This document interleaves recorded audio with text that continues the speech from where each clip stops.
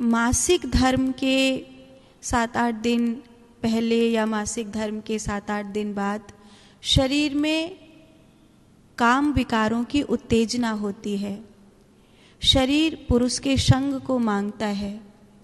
मैंने ब्रह्मचर्य भी धारण कर लिया है और मेरे पास पति का संग भी नहीं है, तो मैं क्या करूं? बड़ा कठिन प्रश्न था, फिर भी बड़ी हिम्मत वाली महिला रही होगी जो उन्होंने ऐसा प्रश्न पूछा। चूँकि समाज के बीच में होने के कारण, पुरुष शरीर होने के कारण महाराज जी ने उत्तर तो दिया, लेकिन बस इतना कह करके कि राधा राधा नाम जपो और व्यभिचार की आज्ञा शास्त्र नहीं देता है, चाहो तो दूसरा विवाह कर लो, पर बस इतना ही कह करके वो उस समय, चूँकि पुरुष के शरीर में मर्यादा होती है कि वो स्त्री से किस प्रकार की बात करे, स्त्री के शरीर में मर्यादा होती है कि वो एक पुरुष शरीर से किस प्रकार की बात करे। एक साधक स्त्री जब किसी ऐसे गुरु से बात करती है जो स्त्री के शरीर में हो, तो शायद वो बहुत सारी चीज़ें वो समझ सकती है जिससे उसके प्रश्न का समाधान हो जाए। यहाँ पे उस महिला का जो प्रश्न है वो वाकई बहुत प्रैक्टिकल प्रश्न है और जिस प्रश्न से जूझा जाता है वो प्रश्न है, लेकिन उसे जीतने का तरीका है। व्यभिचार भी नहीं करना चाहिए,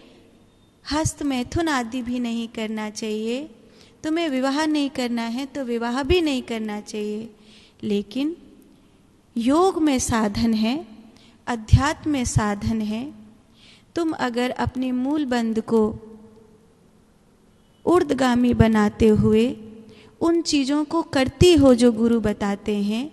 तो तुम अपने उड़ियान बंध और जालंधर बंध को साधते हुए उस स्थिति को जीत कर वो जो ऊर्जा वासना के रूप में जन्म ले रही है, वो ब्रह्मरंध्र में परमात्मा को जन्म देने के लिए, परमात्मा को उतारने के लिए काम आ जाएगी।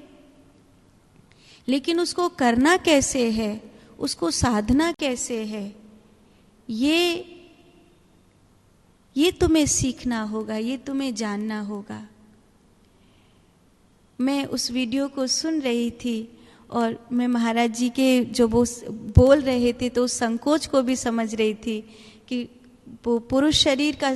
संकोच होने के कारण वो उस तरह की बातें उसको नहीं कह पा रहे थे कि तुम इस प्रकार मूल बंध को और उड़ियान बंध जालन बंध को धारण करो, इस प्रकार खेचरी को धारण करो, इस प्रकार तुम अपनी जननेंद्रियों को ब्रह्मरंध्र से मिलाने का कार्य करो, तो तुम सहज ही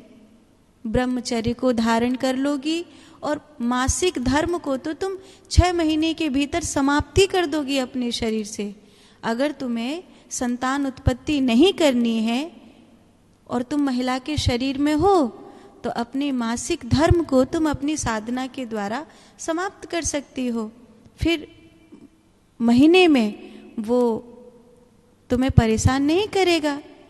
वो जो शरीर से रक्त स्राव होता है वो सिर्फ और सिर्फ इंद्र का श्राप है और सृष्टि के संतुलन के लिए, संतान उत्पत्ति के लिए अनिवार्य है, किसी योगिनी के लिए अनिवार्य नहीं है। तो अगर ढंग से 6 महीने कोई साधना कर लेवे तो वो उस मासिक धर्म से मुक्त हो सकती है।